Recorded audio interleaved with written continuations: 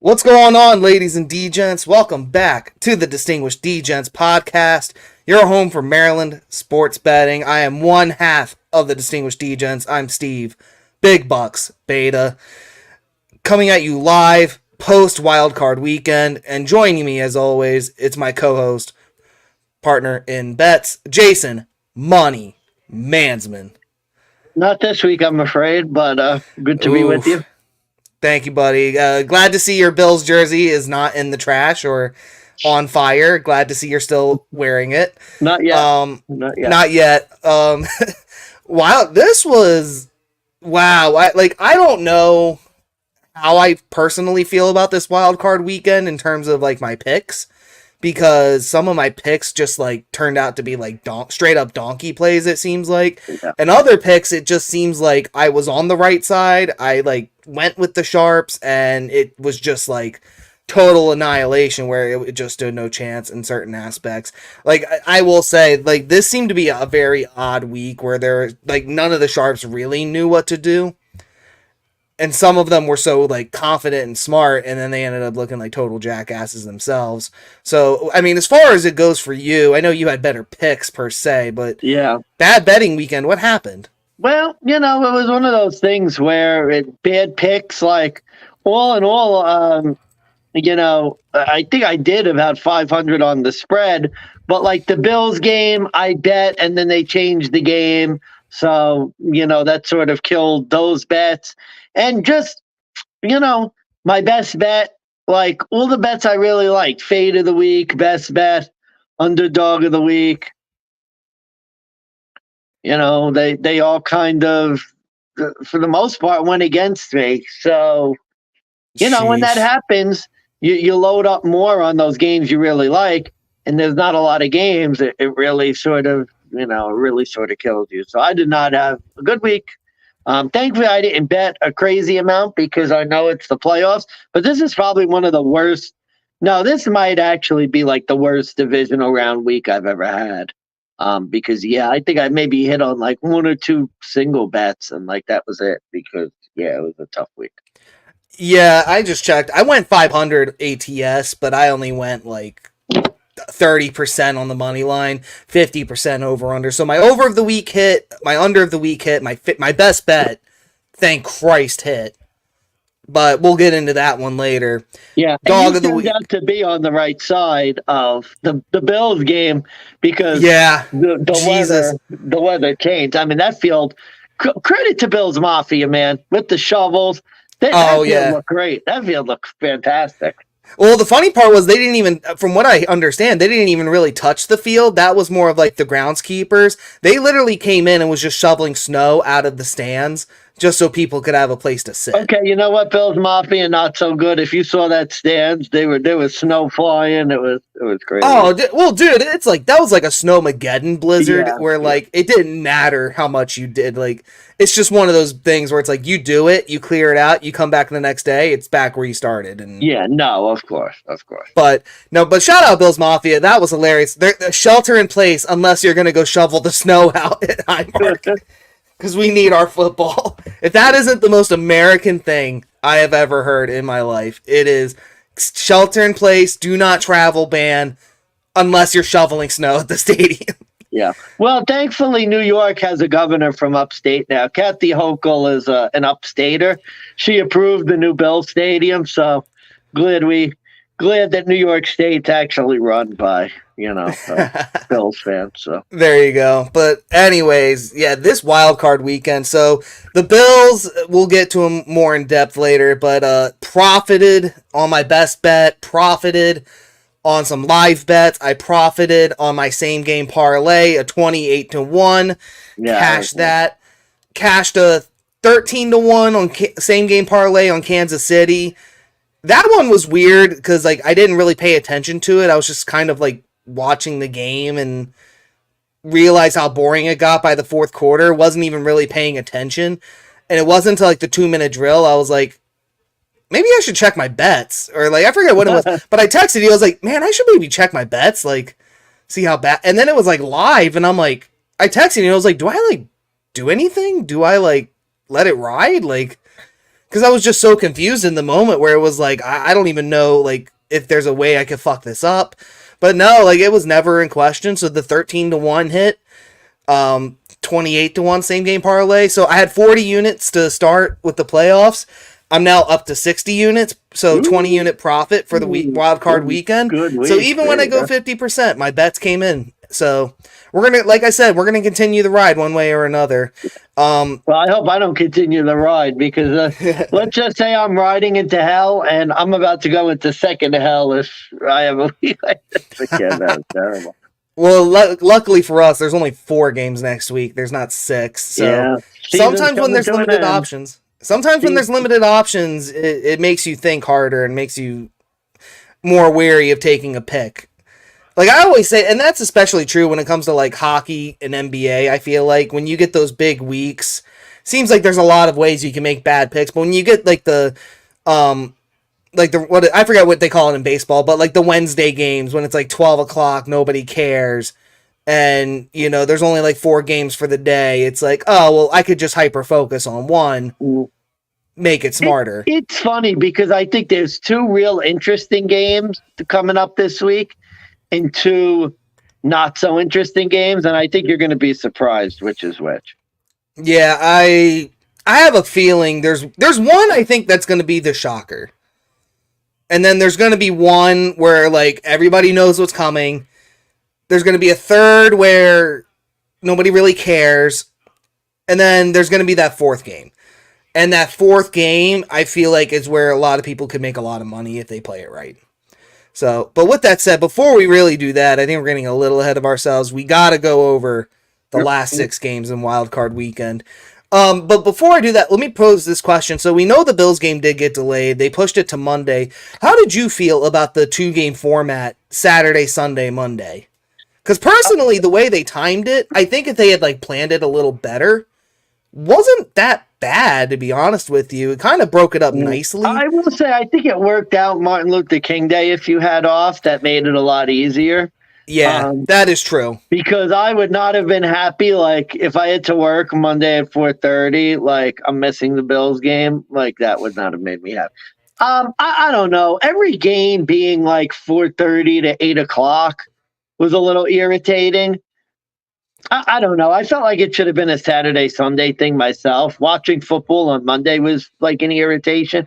I mean, obviously, the Bills game, I get why they did it. But, like, it felt like by the time the Eagles and Bucks game, and no offense, I wasn't really that interested in the game anyway, and was even less interested after like the first quarter when you knew this Eagles team was fucking DOA. Yeah. I was sort of footballed out at that point. Maybe it was just because I was coming off the high of like the Bills winning, but it was like by that point, like I watched playoff football for 2 days. And by like 8 o'clock on Monday, I'm like, yeah, I got to go to work the next day. Like, this game sucks. I'll fall asleep to this. Yeah, exactly. That's true. But for me personally, I liked the way it was broken. And again, it's maybe a weird thing. Like, I like things broken up evenly. And I like I said, I know it was kind of a bit of an unfortunate circumstance with Sunday and the Bills, but I think like if you do Sunday and you do like a 3 o'clock game and a 6 o'clock game, like they're going to do next week, or even if they did a 1 o'clock and a 4:30, no Sunday night, and then you go into Monday, I would honestly even be okay with another, like a Monday night doubleheader, like they did earlier in the season. Instead of doing like a 4:30 Monday, just do another, like instead of doing like, yeah, just do a Monday night doubleheader, and maybe instead of like a Manning cast option, like you let the Manning brothers go and do one game. You get Joe Buck and Troy Aikman on the other. Just a personal thing. Like I didn't hate it so much. Like I thought it was a nice, like, instead of getting Sunday all day, it gave me time to do shit. Well, there's another big problem with it, and again, not to get too far into it, but Bills have a short week and Kansas City has extra rest. That is a big disadvantage coming this week. Yeah, and God, that it's going to be interesting to see, especially with all those injuries. But let's kick it off. We'll go back to Saturday. Cleveland Browns, they were 2.5-point road favorite going to Houston. with a Joe Flacco who was undefeated in the wild card round, and they basically got fucking murdered by a rookie quarterback in CJ Stroud and their rookie head coach. I was wrong, dead wrong. Yeah, I should have seen this coming. I knew it. I had a bad feeling this was a trap. Oof. And I was like, Joe Flacco might be overdue for a bad game. I didn't say that, though. I went with Cleveland. Was my over of the week. The over did hit because Houston did that shit on their own. Like it was a problem. Yeah. Houston wins as an underdog at home. Now they get to travel to Baltimore this coming Saturday. But yeah, my takeaway was I should have seen this as a Joe Flacco trap. Like he was long overdue for a bad loss with this pick sixes and interceptions. And I was talking to some Ravens fans too about it, and they were like, "Yeah, there's a reason we got rid of him. The interceptions just became too much, and it was no longer like you could no longer rely on him in the regular season like they used to, where it was like, okay, get him to the playoffs and then he'll be clutch." It was getting to that point, and it was a nice story, but yeah, Joe Flacco back to the couch, back to the neighborhood kids. It's time to hang him up. I think if there was one lesson for this week, buddy, the frauds were exposed, and not necessarily the fraudulent teams we thought we were going to get exposed, but Cleveland was number one. They've been a bad road team all year, led the league in turnovers. Yeah. Their defense has been dreadful on the road. And it's hard because, you could blame Flacco for the interceptions, which perfectly okay. This Cleveland defense, just completely melted. I mean, they didn't do anything all game. So, 100%. No offense. Cleveland was exposed. The, Cinderella turned into a pumpkin. The carriage turned into a pumpkin. It was real simple. Cleveland had no business being in that game. They got exposed. Good for Houston. I'm really curious.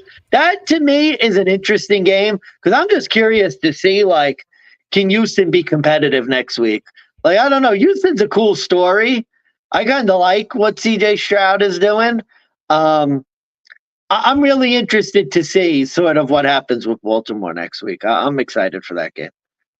I'm concerned because it's going to be, and this is a spoiler alert, it's going to sound very similar to the Browns handicap of them on the road.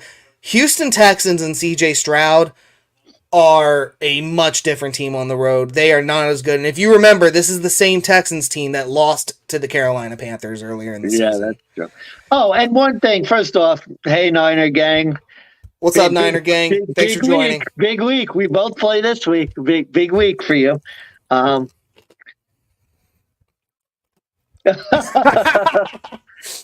Well, you guys are good against the Packers, so I won't worry too much. But well, let's hear Wisconsin cheese. It's sharp cheddar. Maybe like a bold dark red. I mean, I'd get my wife, but she's currently working right now. Dealing with the cancer patient, sadly. But yeah, I don't know. Maybe. One thing I was going to say, the Sharps who before the year talked about the death of the home field and how home field advantage doesn't matter. 5 of the 6 home teams won. It's strangely enough the one who had won 16 straight at home loses. That's the funniest part. Niner gang's gonna have a field day with that one. Yeah. I have a feeling. But I'm really done with this Cleveland Houston. Cleveland just all credit to Flacco, fun story. Their defense got completely exposed as the frauds they've been on the road all year. Yeah, well, and the crazy thing was going into that second quarter, it was very much a back and forth football game at first. Texans pretty much had the lead, but it was more or less okay, this might be a little more competitive. And then all of a sudden it was just Flacco fucking up again. Flacco pick six, and then the defense just died. To me, it sort of felt like Cleveland was hanging around because the Texans were getting some pressure. And Cleveland's defense couldn't stop CJ Stroud at all. Yeah, shout out to Caitlin. Good for her. Yeah. But anyways, yeah, no, I'm done with the Browns game. It was I thought it was close at first. And then it got out of hand so quick, and there was nothing you could do. And Joe Flacco remembered why he was on the couch. Next up, this was my under of the week. Under 43.5 did hit. Kansas City Chiefs, they were 4.5-point home favorites in the freezing fucking cold. Tua, I guess, showed up in a scuba suit and, yeah, did literally nothing. I'm not gonna lie, I was kind of like halfway paying attention to this game, and I told you off air, so I'll tell you again. So I had a 13-1 same game parlay live on this Kansas City game. And I'm watching it, and I'm like, okay, it's going my way. Kansas City's covering. The under's looking good. And I had like 3 other legs. And I have to see. Yeah, I got my phone here. But I was like trying to look at it, and I'm like, man, I don't know. Like, we'll see what happens. And then I think it was like late in the fourth. Like, I'm watching it, and like Kelsey had gotten his catches. Dolphins under was also looking good. So I'm just like, Mahomes hasn't done shit. And I'm like, what? Finally, it gets to like the 5 minutes. I'm like, I should fucking check on it. And yeah, it was just like, holy shit, my bet's live. I just need Isaiah Pacheco to get a touchdown. And then they fucking run it in on the option, and he gets the touchdown. And I'm like, oh shit, let me like hit up Jason. And I asked, like, should I hedge? Like, what do I do here? Like, I don't even know what I could. Like, do I just let this ride? And sure as hit, it was never even fucking. Yeah, I think I told close. You no, because it was, there was literally nothing left. By the way, Tua made the Pro Bowl over Josh Allen, folks. Let that sit in. Oof. Oh, yeah, Oof. Ouch. Yeah. Oh, the 2 blisters. I could believe it. Yeah, the fucking cold. And especially out here in Maryland where we live, it gets like the wind chill is like another beast out there compared to like I used to live in Colorado too. That's like a dry cold where the temperature just straight up drops.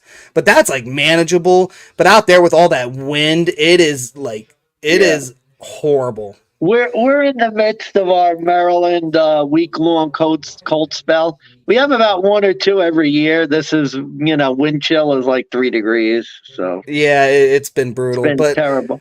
But yeah, I mean, look, Miami, they beat one team with a winning record all year. This was my best handicap of the week.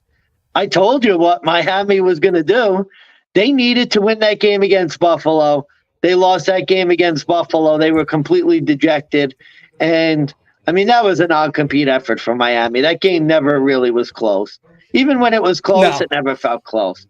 And Tua is just, I mean, he's no good. Like, he's not a winning quarterback. I'm sorry. I mean, he played terrible again. Yeah, oh, God, yeah, Andy Reid's mustache. That has to be one of the 3 most disgusting things I've ever... Like, let me tell you, like, as a guy with a beard, that's happened to me before, and it is like it's not as fun as it looks. It is actually like miserable. It looked horrible. I'm sure it felt horrible. Well, you don't realize it until until you lick your lips. You really don't know. But for Andy Reid, that must have been like you had to have felt that if you were Andy Reid. But anyways, this is the guy who wore the full mask with the. Oh yeah, during COVID. Yeah, so. Kansas City won, though. Oh, that's going to be a funny thing to watch back in like 20 years, the COVID season, where it's like, wait a minute, where are the fans? Wait a minute, why aren't they like, what's with the masks? Like, it's going to be strange to look back. I'm pretty sure wasn't the COVID season the 13 seconds game? I don't want to think about the COVID season. I thought it was the season after. Oh, it might have been. I don't know. It might have been. But anyways, exercising the demons this week. But anyway, yeah, nothing else to like. Miami, they're going to go. I hope they pay Tua. He can't win. Can't beat Buffalo. It's a terrible record against Buffalo. And he can't win in the cold. Or in general. Just a little bit. I will say that 100%. This is why we love Andy Reid. It sucks being a Bills fan because it's like the Chiefs are probably our main rival over the last 5 years. But I really don't hate the Chiefs. Like, I hate the Taylor Swift bullshit. But, I don't hate Patrick Mahomes as a player. I love Andy Reid as a coach. I think he's great. It just sucks because, I want to, despise the Chiefs, but I really don't as much as I hate, New England, the Jets. See, and maybe it's because it's a divisional thing because I'm a Broncos fan. Miami, I hate Miami. No, Miami, I'm really hating that pencil neck little dweeb. Overrated coach. Oh, Mike McDaniel. With a winning. Wait till they have to play tougher competition next year. We'll see how. See, I don't even. And the funny thing is, like, and you know me, Jason. We've known each other for 10+ years. I don't really hate the Chiefs as much as I should as a Broncos fan, but I can't fucking stand the Chargers. And Brandon Staley, I would literally cuss up a 5-minute storm every chance I could because I fucking hate the Chargers. I hated Phillip Rivers, fucking Mr. No Pullout Game. Mr. doesn't know what birth control is. Justin Beach Blonde bitch boy. You know, I fucking I like hate Trevor Lawrence Cinderella. That's funny. Oh, so yeah, Trevor Lawrence Cinderella. Yeah, that is funny. I can't get over that. He always plays to the ball, you know, and then gags. But anyways, yeah, no, Miami, like my best handicap though, and I will say this going into next week when they play Buffalo. My best handicap was Patrick Mahomes, and even though they got the win, it was, what did I say? It was going to be a very game-managed type of game. Mahomes isn't going to have to do too much. Mahomes has not been able to throw multiple touchdowns in like 5 of the last 6 weeks now. Under 1.5 passing touchdowns. That was like my big prop, and that hit. Although, admittedly, the first drive, when he threw that first one, I was very scared and very hesitant at first because it was like, okay, opening drive, he's already got one. Now he's got the whole game to go. Yeah. But the rest of the time, it was, okay, Miami can't do anything. We're just going to game manage, kill the clock, get the hell out of the weather, call it a day. Yeah. Russell Wilson. Okay. Yes, that's understandable, though. And not because he sucks. No, I mean, we did get the real Russell Wilson. Yeah, you have to wonder if that was the real Wilson and Pete Carroll made him the better version of himself. That's my belief, and don't get me wrong, I have my opinions on Sean Payton too. I think Payton's a fraud as well. But I will say that, like, Russell Wilson, that was the most overpaid mistake we have made ever as a franchise. I think Russell Wilson was always a quarterback that benefited from a good run game, Marshawn Lynch, the Legion of Boom. He was never really, he reminded me of Ben Roethlisberger type, at least in the beginning, where he would just sort of make like a couple of big throws in a game to get a win, but he was never like a Patrick Mahomes, Josh Allen, Aaron Rodgers, Drew Brees in his prime, Tom Brady, guys who literally, like, there are certain games where they just take over and refuse to lose. Like, Russell Wilson just always seemed to be a guy who was going to go. He would throw for 230 yards, 2 touchdowns, and have like a couple big throws, and then Lynch would run for another $150 and they'd win. I will say Seattle, they always had a team they always had a solid built team up until literally. Brock Purdy type. Kind of like a Brock Purdy type. I don't know if I'd go that far, but yeah, I think we got the real Wilson. But anyways, moving on. Kansas City next week. Now they're getting their first road game in the playoffs in the Mahomes era. Are, baby. They're going to Buffalo. It is time. It is time for some payback. Oh, man. But anyway, so I guess we'll talk about the Kansas City side real quick before we move on. I mean, we've seen these games before. But now you're on the road. I can't remember if they've played in Buffalo before. I think they have in the regular season. They did play Buffalo one time early on and beat them in Buffalo. That was like, I think Josh Allen's maybe second year or something. Like, that was a long time ago. But the last few years, we've always played them in Kansas City. One in the regular season, lost in the playoffs. So what difference do you think it'll make this time around? Like, since you're the Bills fan, I mean, what angle can you give that, like, ginormous? Number one, Sean Hockley's the ref. Now, Bills, he screwed the Bills over many times, but he seems to be a reffing crew that favors the home team.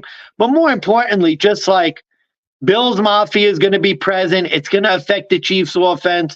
It's going to give that extra motivation. And let's be honest, like every time in the playoffs, that Arrowhead crowd has been a big factor in the game. So, it's finally nice to get a chance to play them at home. Because I think we have the team now I think we have the team. We could do it finally. See, my takeaway would be Exactly. Niner gang's 100% right. Yeah, I do. I'll agree with the run game angle, but here's my take, and I've been saying this all year, and I'll say it again. This is not the same Chiefs team that we've been used to year in and year out. We're finally seeing the difference between no Tyreek Hill, no true number one wide receiver for the Chiefs, and number two, and more importantly, no Eric Bieniemy. The downgrade to Matt Nagy, I mean, it's like night and day with this Chiefs offense, like truth be told. If you ask me, we're not getting that Mahomes hero ball action anymore. Mahomes just seems like he's struggling at times to move the ball. I don't know. I don't know if it's Matt Nagy or if this really is just Mahomes finally getting figured out after all these years. But it does kind of seem weird to me that, like, at the same time as Nagy shows up, Mahomes all of a sudden starts falling off the cliff. I'm worried more about Pacheco in this game, honestly. I mean, Pacheco is a game breaker. Makes sense. And you know Andy Reid, if the game plan is to hand the ball off 30 times to him, he'll do it. And honestly, if I remember correctly, the last time they played in Buffalo, that's what happened. The Chiefs ran the ball for like 150 yards because it was raining, and the Bills' defense couldn't get a stop. So we'll see. We'll see. Gabe Davis is also coming back this week. Do you expect him to make a difference? Yeah, I do. In the opposite way we want. Oh, that's unfortunate. That's unfortunate. No big game, Gabe? Yeah, I want to see that, actually. Bills-Niners. That was my Super Bowl prediction, Bills-Niners. Bills-Niners. I don't know, though. It doesn't go with the color scheme for the Super Bowl this year, unless the Bills change their colors. I don't know. It's got that purpley bluish look.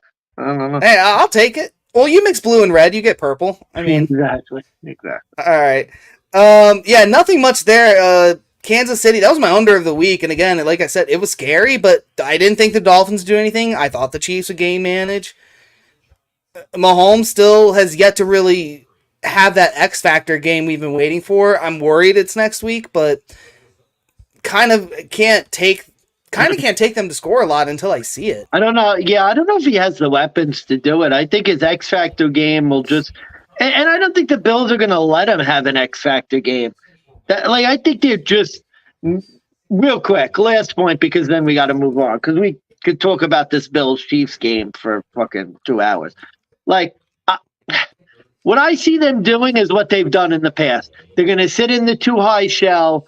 They're probably going to double Kelsey because he's really their only weapon, or maybe double Rice. Rasul Douglas is supposed to be back. I really think they're going to try and let Pacheco beat him.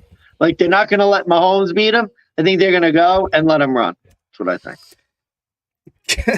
The red is for the Buccaneers. That would just be, I guess, something. I don't. I'm trying to think of the word. The Bucks. I don't see it.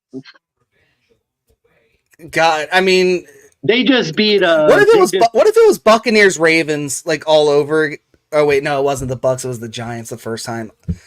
God, what if it was Ravens Niners rematch? That would be scary. Maybe the power will go out again. I honestly think Baltimore could lose this week. I don't think yeah, they could. My thing is, I think if it's Bills-Ravens, it will be in Baltimore. I don't know if the Ravens are beating the Bills. Lamar has not been good against the Bills defense like ever in his career. Yeah, that we'll have to speculate that. I think we need to. But yeah, moving on. Keep this moving.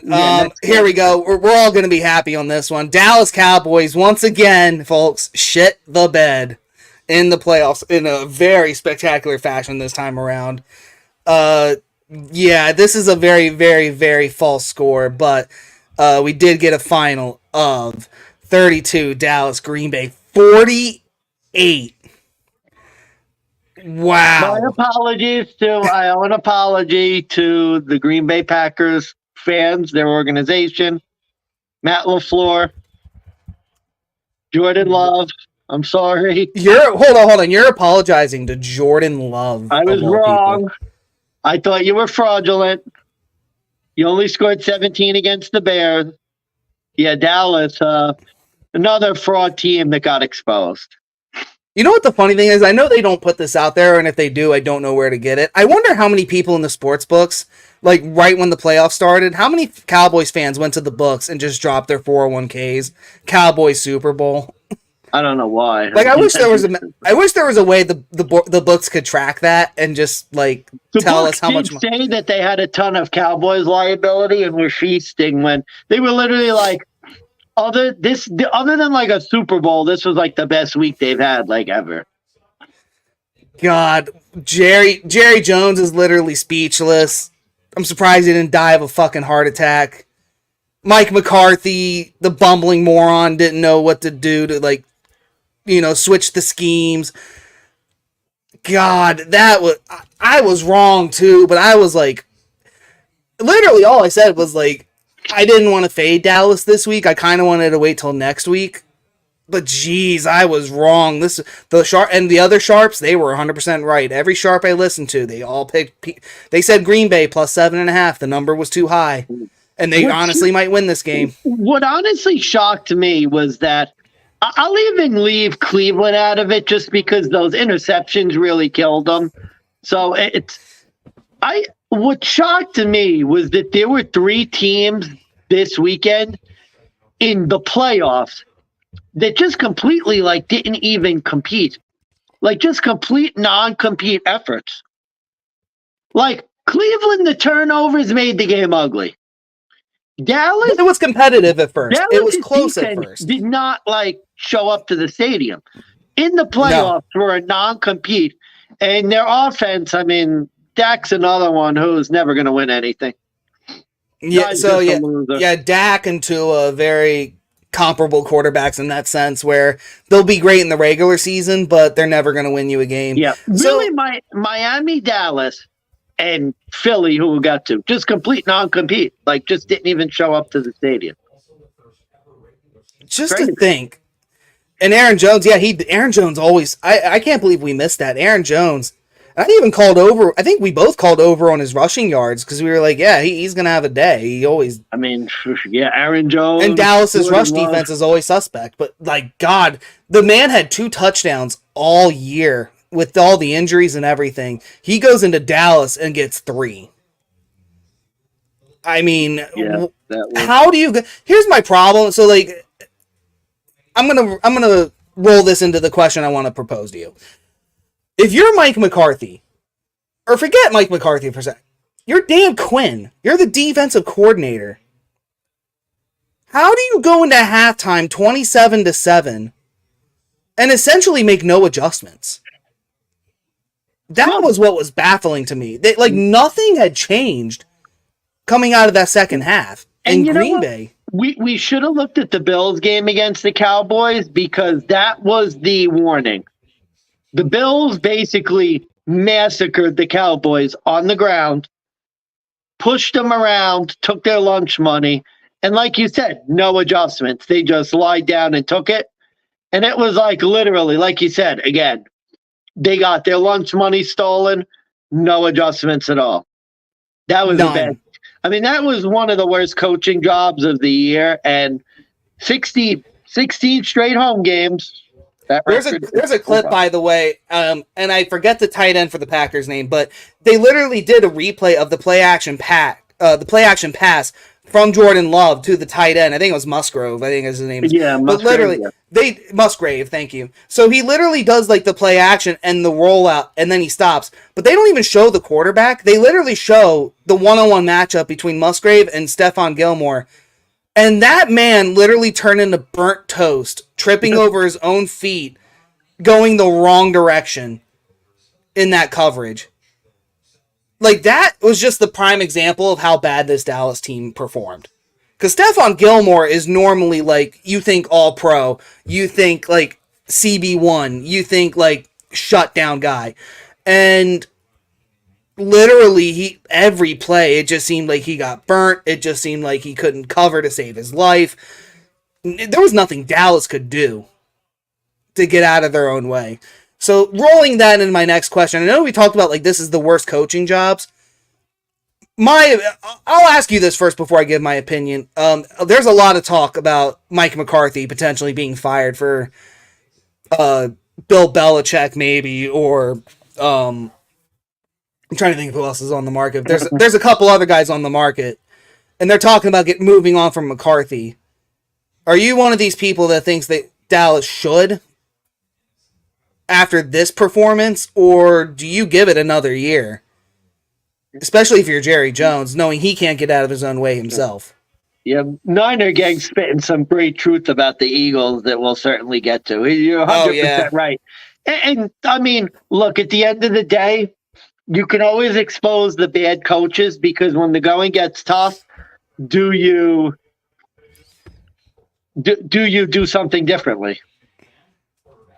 And yeah. I mean, I don't disagree with that take, but what I'll say, like, it's Jerry Jones. I don't think he will. I think he might, but the problem is too. You need Dak Prescott needs to go. I mean, it's just not working. Like he's just not. He's not a clutch player. How many times in primetime has this guy failed? Like, he's just not a clutch guy. He's just not a winner. He's inconsistent. I don't. There's been moments with Dak Prescott where he's giving you signs of life where, I mean, you have to remember, like, what was it, a month ago, Dak Prescott was potentially going to be in the MVP conversation, and then he played the Bills. Let's be honest, though, you got to get rid of the MVP stuff because, no offense, Lamar Jackson, I think, is going to show in the playoffs that he shouldn't have been the MVP either. There's a lot of front runners out there, and Dak Prescott's always been a front runner where when the going gets tough, he never seems to, come back. I mean, he comes back from Cancun and injury and then, plays quarterback, but, it's unfortunately that it's, in the big moment. But here's my opinion. I think you have to make the choice if you're Jerry Jones. You have to get rid of either McCarthy or you have to get rid of Dak. I lean on the side of Dak, and here's why. Dak Prescott, for the beginning of his career, if you remember, he had a Jason Garrett as a head coach. 8-8 Garrett. Maybe making wild card. Maybe. Never really winning a division. And they would be one and dones. So what was the conversation when the whole, the contract thing came up? Well, Dak needs to lead them to a Super Bowl. They need to get out of the divisional round. And what did they do? They finally got rid of Garrett in the middle of all that. What did they do? They brought in McCarthy. And even if you look at the stats and the records, you can make the argument McCarthy is a better head coach than Jason Garrett was. Albeit, I don't think that's really saying much. But this Dallas Cowboys team was literally, the disappointment only gets worse because they keep building the roster. They keep getting the draft picks. Like, you forget, they got CeeDee Lamb out of the draft. And he's going to have a big wide receiver deal coming up.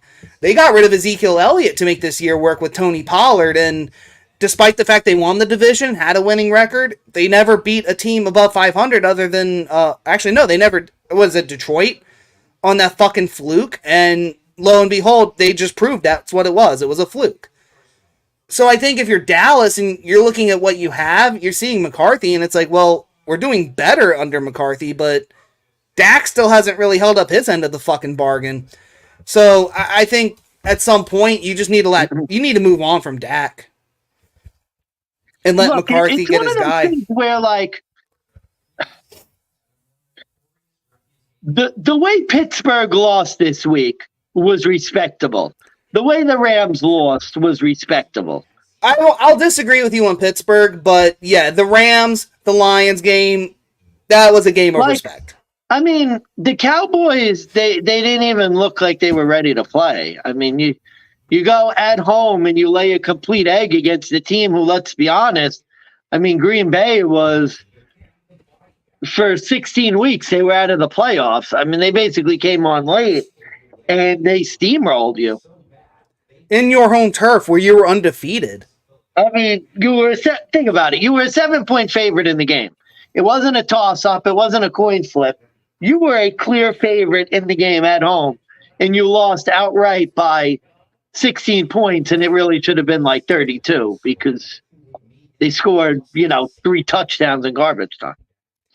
Yeah, that's the other thing too. This score was very fraudulent because Dak literally showed up like at the end when let's be honest, Green Bay probably had their like second string, third string defense out there just to end the game because they already knew it was over. But I don't know, man. Like I just keep hearing talks. They need to fire McCarthy. It's like when can we like start talking about like them moving on from Dak again? Because it's like, oh well, he got the big contract. No offense, and don't get me wrong. I'm not pissed off that the Broncos want to move on from Russ. I'm pissed off at the method at which they decided to do it and make it this big ass issue and potential lawsuit that they didn't have to do when they could have just benched the guy week 18 and call it a day.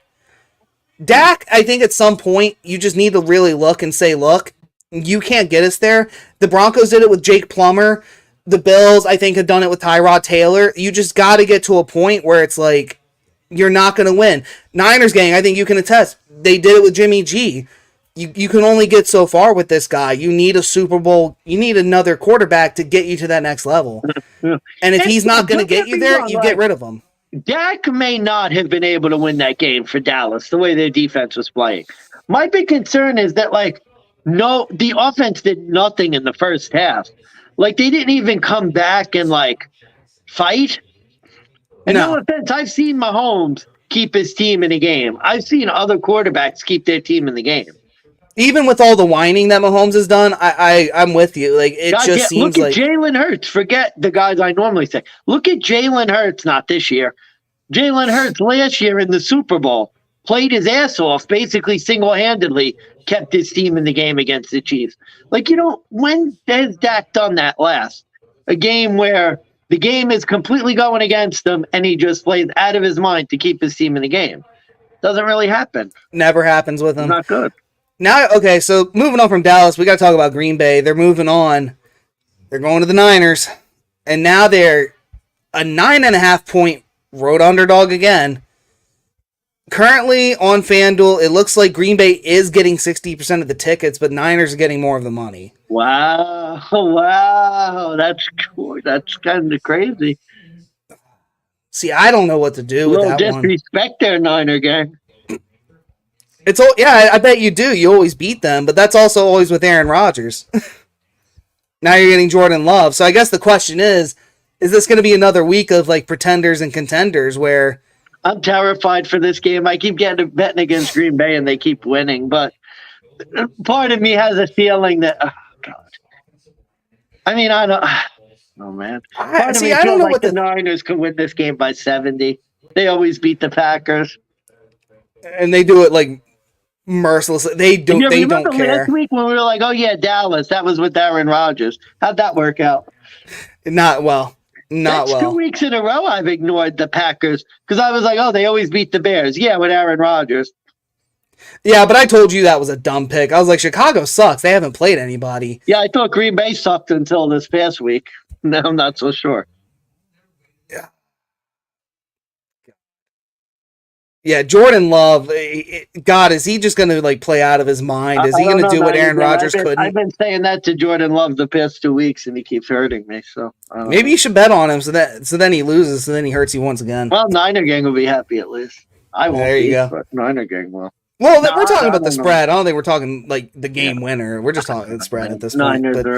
God, that is terrifying. Packers once again, road underdog. That's going to be interesting. All right, Sunday night, LA Rams. They went to Detroit in the battle for Matt Stafford, the return to Detroit. 24-23 was the final. This one was my dog of the week. I had the LA Rams. I got him on the spread, though, at least. Yeah, I got him on the spread, which helped. But I also had the money line. I had them parlayed with the over, which didn't hit. Although it was looking great coming into the third quarter. I just don't really... I don't have a bad thing to say about this game, other than I'm afraid for Detroit in the sense of, what is it going to mean for them next week? Because this just looked like a typical Lions game. Show up in the first half, make it close, be dominant, coast in the third quarter, just secure the win in the fourth. Really, I got to say, I'm happy with the way Detroit's defense played in the red zone. That was good. Look, it was a respectable game. Two good teams. I don't really have a negative on either team. I think the difference in the game was McVay, a couple of decisions, kicked a field goal and didn't go for it. And McVay always playing for the cover, never playing for the win. I think those are ones that are going to haunt them. But nothing bad to say about either team. It was the best game of the weekend, clearly. And honestly, two teams that are, I think, feel maybe a bit unfortunate to have played each other, if you know what I mean. Like, I feel like the Rams and Lions both deserve to move on to the next weekend. And it's a shame that, it's a shame that they're not, unfortunately. This was a game you kind of wanted maybe in the divisional round, maybe as a conference finals. This is something you would want to see. But early in the wild card, it just kind of seemed like bittersweet. And it was definitely bittersweet for Detroit. You could tell with everybody in the stadium that it was a very bittersweet moment for Matt Stafford. But it was, I mean, like you said, it was a great game. But like moving forward, the Rams, like, you remembered why most of the sharps early in the season faded this team. And they were like, oh yeah, they really don't have people on defense anymore. And this team looks like they're in a rebuild. But for a team who was in a fucking rebuild to be 10-7 and make wild card, fucking hats off to McVay and the Rams team. I'm glad I was on the right side of that. And as for the Lions, hats off to Dan Campbell. This man fucking like took a worthless team and a Jared Goff who had been written off for dead. Not only wins the division, but wins a very pivotal, important game at home in front of your home crowd against a Matt Stafford, who, let's be honest, I gave the numbers too. Matt Stafford, generally dominant in this position, generally the guy you do want to bet on. But no, I'm happy for the Lions fan. Niner gang, he's happy too. I'm happy for Lions fans. We'll root for them as far as we can, but it just makes me wonder how like consistent they could stand to win games like this. That's what scares me. I think they got a good chance this week. If the Niners win, I don't give them much hope to go to San Francisco. And no, but I'm concerned. Another one of those. A lot of teams are like this, though. Good home teams can't play on the road. That's kind of been the MO all year, really. Yeah, I said that about Houston. And Detroit, on the other hand, I mean, they've won on the road, but they definitely haven't been as good. And also, too, like, you look at the way they played that game, you're going to go up against the Baker Mayfield who just put 34 on Philly like it was nothing. And no offense to Detroit, but your defense was very suspect for a while. See, now, I think it was C.J. Gardner-Johnson who had a big game yesterday. Does he do that again? I don't really know. Bro, I think not to give away the Philly, I think you have to throw that game away. You got to just throw it away like it never happened. Really? Yep. Huh. We'll get to that game. When we get to that game, I'd love to hear your logic on it. Yeah, unfortunately, the over doesn't hit. Did get the cover, but yeah, Sean McVay, good for the covers, not always for the win. All right, Monday, we finally get to your team. It was the Buffalo Bills. They got around to Monday. They hosted the Steelers. They were 9.5-point home favorites. 31-17, I believe, was the final. And man, did I sweat this motherfucker out on that 28-1 Sting game parlay that I hit. Yeah, I'm not going to talk a lot of Bills because we did that earlier in the show. Yeah, let me talk about Steelers. I know this is normally your team. Yeah, I'm going to interrupt. Yeah, I'm going to interrupt. Yeah, dude. Mike Tomlin, you need to leave. I'm not saying you deserve to be fired. Kind of harsh. No, here's the problem. I'm not saying he deserves to be fired. I'm not saying this game was his fault. I'm not even going to say he should have won this game. The problem is, this is literally like hand in hand a very similar situation you have with Dallas. You're a head coach that got your team once again to the playoffs only to be one and done for the 5th time in a row. You're the Pittsburgh Steelers. You are not known as a team that just makes the playoffs and goes one and done.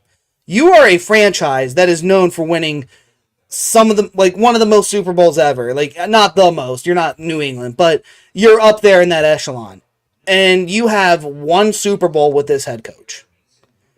And if you're Mike Tomlin and you don't have Big Ben Roethlisberger anymore, You don't have that, you don't have that great defense to lean on anymore. And even when you do, they have hiccups at times. And TJ Watt is just unreliable to stay healthy all season. And I hate to say it, but that's the truth.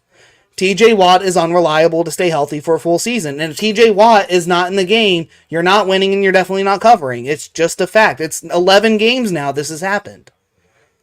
11 games you've had no TJ Watt. You won one. Your quarterback situation is dreadful. There is no sign that because you now made the playoffs, you're going to get a decent quarterback to take over. The Kenny Pickett experience is over. If you're Mike Tomlin, do you really even want to stick around for this nonsense? Do you really want to wait for another Antonio Brown situation to come around like George Pickens?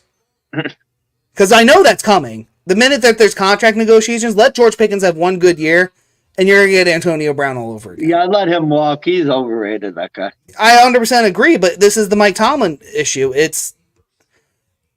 I just feel like he's either going to lose the locker room at some point, or he's literally creeping to the point he will no longer be a above 500 head coach. Mike Tomlin needs to go. He needs to get he needs to get a fresh start somewhere else, take over for an already winning team that already has a good culture around it, and go with that. But the way the Pittsburgh Steelers are right now, nobody's doing themselves any favors with him sticking around. This is the same guy that had Matt Canada in for over 2 years. Let that sink in. Well, Tomlin needs to go. Bad luck. Yeah. Tomlin needs to go. Here's what I'll say about that, right? You mentioned what the Bills did with Tyrod Taylor. That's important. Yes. Pittsburgh really feels like a team that needs to forget about the consecutive seasons without a losing record. They feel like a team that desperately needs to just accept a rebuild. Yeah. I give the Steelers credit. I thought they played a very respectable game. Never really felt like they were going to win, though, even when they got close to the Bills.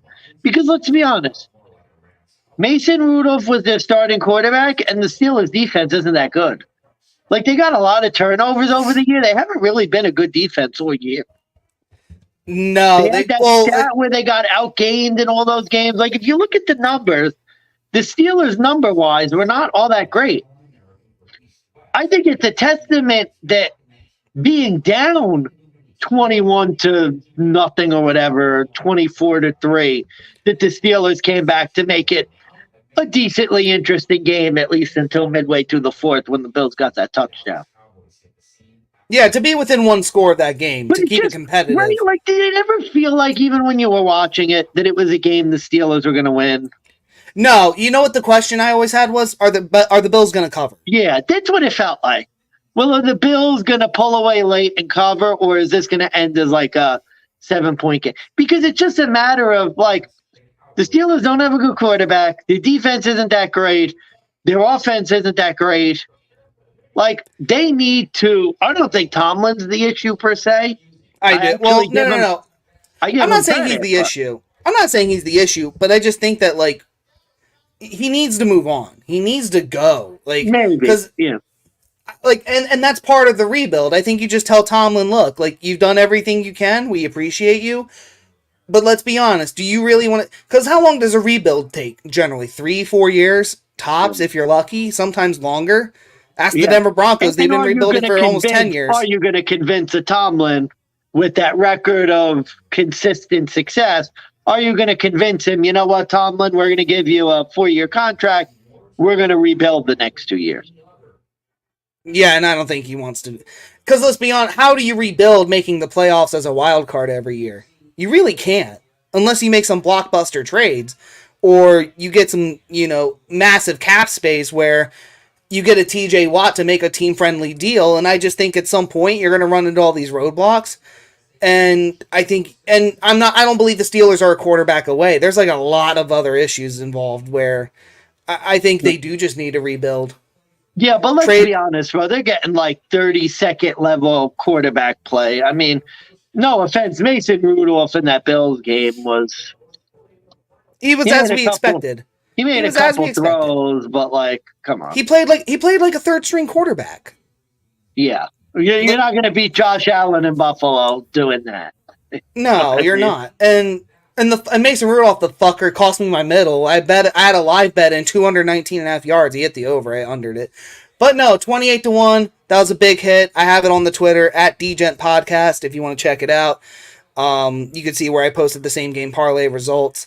So that was a nice hit. But let me tell you, when your kicker shanked that field goal, I was sweating like a motherfucker. Yeah, I don't know what the hell that was. It looked like a bad hold. I wonder if Trent Martin's hurt. We need there were Oh people, yeah, you did sign a new punter. I was listening to a Bills live stream. I got to give credit.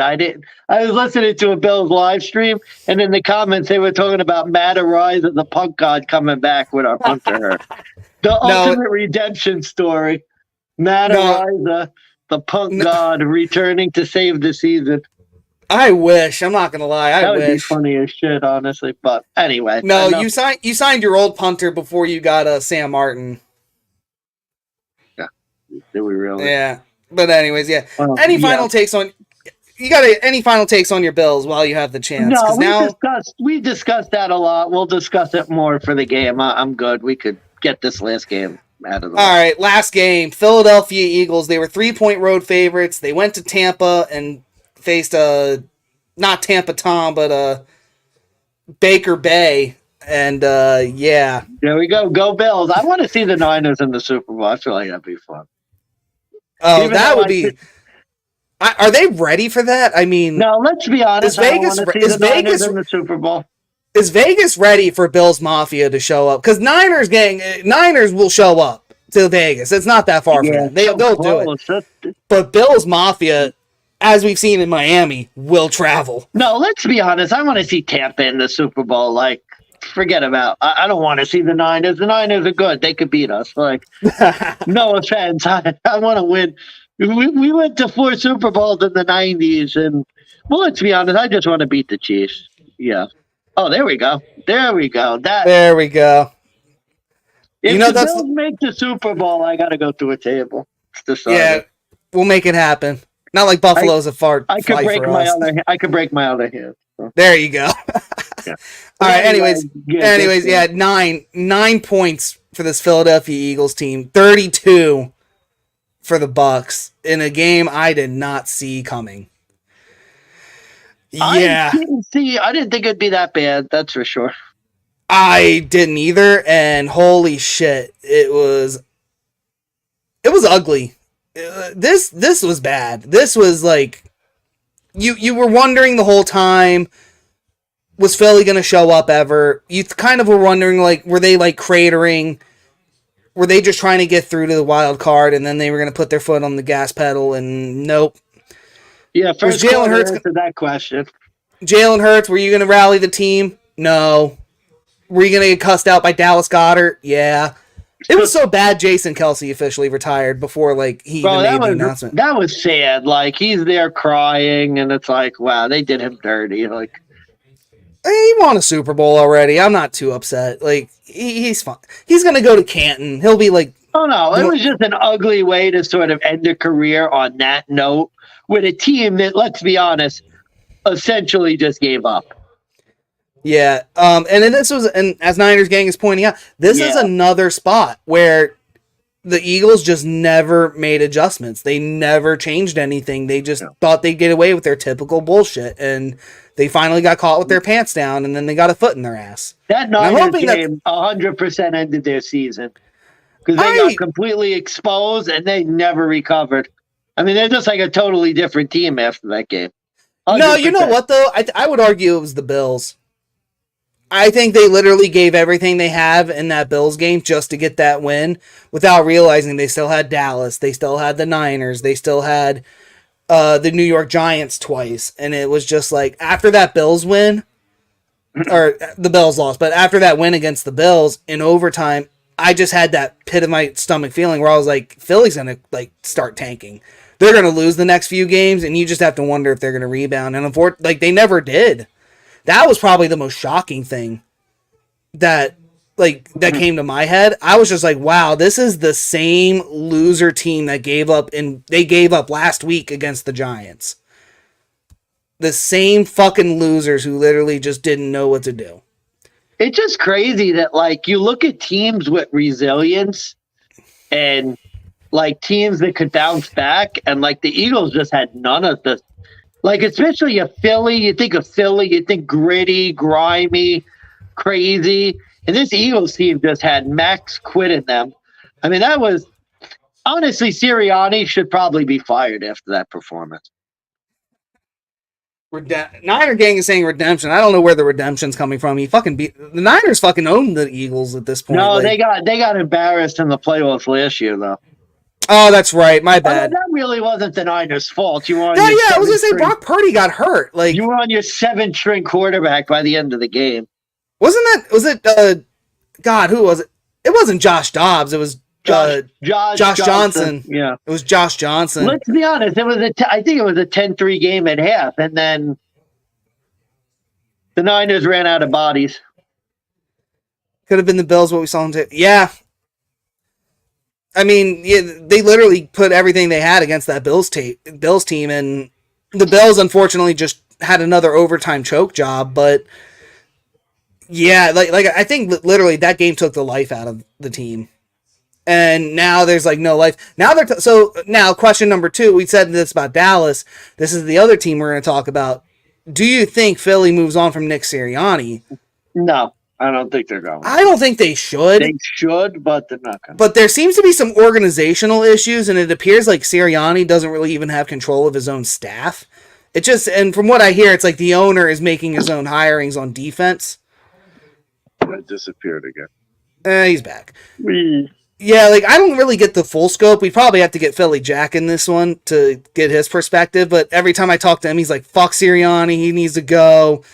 I'm going to throw shit at him the next time I see him. And then all, the expletives you can think of from a guy who's born and raised in Philly, as miserable as he is. They were 2-6 since they cursed out the Chiefs in that game. Yeah, it was like... Yeah, 9. Lost all your quarterbacks, and then you were acting like you did. Yeah, I mean, it's true, though. Eagles are... they're one of the teams I would think about playing an under next year. But real quick, because I know we're getting... Yeah, no, this is it, so... Yeah, real quick, the Bucs, like I said, I think you throw away this game because all credit to Baker Mayfield winning a home game. Cool stuff. Cool story, bro. Going to Detroit's going to be different. They have a coach. They're motivated. It's just so hard. Like, Tampa probably shouldn't have been in the playoffs, and let's be honest, they played it dead. I mean, the Eagles were a dead team walking. So I draw out this whole game. The Lions went to Tampa Bay earlier this year. Baker got a whopping 6. Yep. That was at home. Now you're going to Detroit. Yeah. And we saw that fan base. They are going to be loud. They're going to be... It's going to be fucking... Like, it's going to be bad. Yeah, I don't... Tampa fans do not travel. Tampa had a good run. Good season. Won a playoff game. Won the division.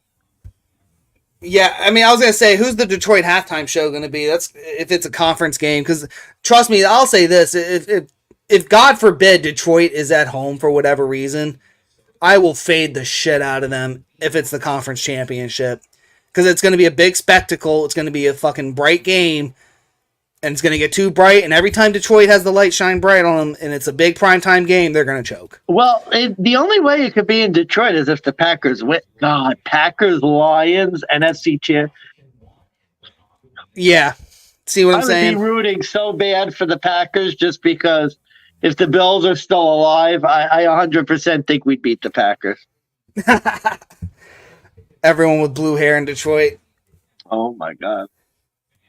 Yeah, and they're not all meth heads either. But, God, I just don't know what to think of the Bucs, like, moving on. Because I don't want to throw away this game. For me, this was, like, not a Baker Mayfield redemption arc. Because I don't think he really had much to prove. other than that he was a starting quarterback, and he's done that already. He won the division. He's earned himself another year. He won a playoff game. He's got his incentives. Like, for me, this is a Baker Mayfield who's playing like he has nothing to lose. He has nothing else to prove to anyone in Tampa. I think he's proven he is their guy moving forward. They won the worst division in football. No, They won the worst division in football and just beat a dead team at home. But do you want to? I don't know. I'm scared. Do you want to bet the guy who has nothing to lose, or do you want to bet the guy that like has everything to lose, like at home with Detroit? Because that's what it feels like. The first playoff game in 30. I mean, we'll have a handicap on it, but was that their Super Bowl? Was the Matt Stafford game? Yeah, remember when we said the last one was their Super Bowl, and then they won against the Rams? Remember that handicap? Are you sure it was that game, or are you sure you weren't talking about the Week 18? Oh my God, they played hard against the Vikings. They're going to be completely worn out. It's a big crowd. Rams are going to get up early. Moment too big for Detroit. Yeah, Baker Mayfield. This is how bad the Panthers are. He had Baker Mayfield doing D-line. Oh my God, he was doing D-line snaps at training camp for the Panthers. And then he got cut and went to the Rams. Well, let's be honest, it's David Tepper. What do we expect? God, Tepper, can you just leave? Is David? We'll end it with this. Who's the new Dan Snyder? Is it David Tepper or Jim Irsay, who was drugged out of his mind and found unresponsive? No, he had a heart attack apparently. I heard it was drug related. Oh no, I'm not saying it wasn't. It might be. I heard it was drug related, and he was unresponsive. If I'm wrong, I'm sorry. I'm not trying. It makes sense. Well, I mean, look, both could be true. I mean, yeah, if you're coked out of your mind and your heart stops, I mean, that technically is a heart attack while you were using drugs. But I mean, we got a few bad owners, but yeah, David Tepper's got to be the one. David Tepper has to go. But God, divisional round, 4 games. It's Baltimore, Houston. For PR reasons, heart attack. Yeah, Green Bay Niners, Saturday night. That's going to be fun. Tampa, Detroit to open up Sunday, and then we end it with Chiefs, Bills. Boy, oh boy. Yeah, PR reasons, heart attack. Yeah. I love how they'll randomly drug test the players, but they never test the owners or anyone in management. Honestly, to me, it's interesting. I don't know. I find the Saturday games more interesting just because I'm just so curious to see, you have the Niners playing a 7 seed and you have the Ravens playing Houston. I feel like those, I don't know what to expect for either of those games. That was a funny thing, by the way. Green Bay is the only number 1 seed to ever win a match in the playoffs. Yeah, first one. And it was against Dallas. How fitting. Yeah. But yeah, no, I'll just end it with that. I'm so interested to see how the number 1 seeds look in these games. And I feel like they could either win massively or be out, and then the playoffs really get crazy. Bills Chiefs, we've seen it before. We know how the game's going to be. I'd be very surprised if either team has a blowout win. Detroit Tampa is kind of just there. I don't think it's that interesting because I think Detroit's going to win easy. See, and I don't know if it'll be that easy because I'm concerned. I'm just concerned. This is where Detroit tries to lay down and get cute. But regardless, Niners, Green Bay. That's going to be for me. Like I said, there was going to be 4 types of games. We already know what the Chiefs Bills is going to be. The shocker game, I think, is Detroit Tampa Bay. I think it's going to be a lot closer this time around because Detroit in Tampa kind of did the same thing. They got up early in the first half. They coasted in the second half, not barely, but they coasted in the second half, basically kept it to defense, shut it down. I think this time around, Tampa's going to learn. They're going to be a lot more aggressive. I think it's going to be a lot closer of a game. I think it's going to be a lot more exciting. If I had to pick a blowout game, it probably would be Green Bay Niners because Niners always win. The Ravens Texans, don't be shocked if there's an upset. That's all I'll say. Don't be shocked. Could we get Houston in Buffalo for the AFC champ? Oh my God. Let the road to the Super Bowl go through Buffalo. Oh man, like that. I don't know. Yeah, but we'll be back Friday night, 7:00 Eastern Standard Time, to give out our divisional round picks, where we'll give out money line, spread, over under picks. We'll also give out a few prop bets as well. I kind of liked what we did last time, so we'll be sure to have the prop bets out. We'll advertise that. Yep. Money Mansmann, any final words before we sign off? No, I think we said it all. Thanks so much, Niner Gang, for joining us. Always a pleasure, man. Niners gang, thanks for hanging out with us. Any other guys, make sure you spread the word. Check us out on Twitter it's twitter.com still at DGent Podcast. I'm still working on updating Spotify. We are still on YouTube. And yeah, tell your friends, have them come and join the show. We'll try to get you guys on eventually. With that said, I have nothing else. Fuck the Cowboys. They suck. Fuck the Thank Cowboys, you for costing me money. Thank you, dickhead, for costing me money. Go Bills. Yep, I'm Steve Big Bucks Beta. Money Mansmann, go Bills, and make that motherfucking money. Make that money. Thank you, guys. Take care.